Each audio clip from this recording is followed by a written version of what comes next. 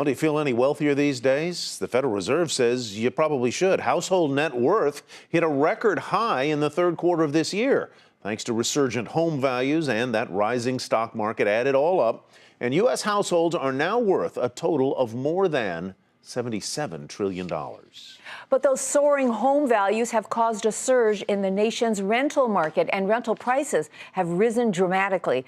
As Diana Olick reports, there's talk now that higher rents may have created the beginning of a rental bubble. When millions of Americans lost their homes to foreclosure, they had no choice but to rent. And when the mortgage crisis curtailed credit for millions more potential home buyers, the rush to rent rose even more. And so did the rents. We are in the midst of the worst rental affordability crisis that this country has known. A new study released today in Washington by Harvard's Joint Center for Housing finds that half of all U.S. renters now pay more than 30% of their incomes on rent. That's up from 18% a decade ago. For those in the lowest income brackets, the jump is even worse. Over 4 years, a 43% increase in the number of Americans with what we call worst case housing needs. Let's be clear what that means. They're paying more than half of every dollar they earn for housing. Apartment rent growth accelerated over this past summer, now up 3% from a year ago, according to Reese, as vacancies continue to decline.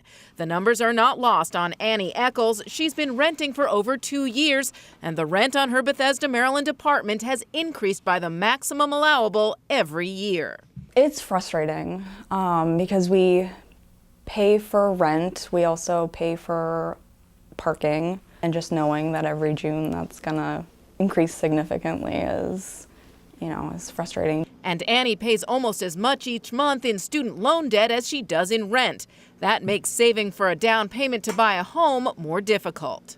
You add in the fact that incomes for low and moderate income people have not been going up as fast as inflation. You have a situation where it's just going to be difficult for them to buy a home. The good news is that construction on rental apartments has been ramping up, and the Obama administration is trying to entice more private capital back into the market. But with home ownership still out of reach for millions of Americans, rental demand is unlikely to ease anytime soon, nor are rising rents.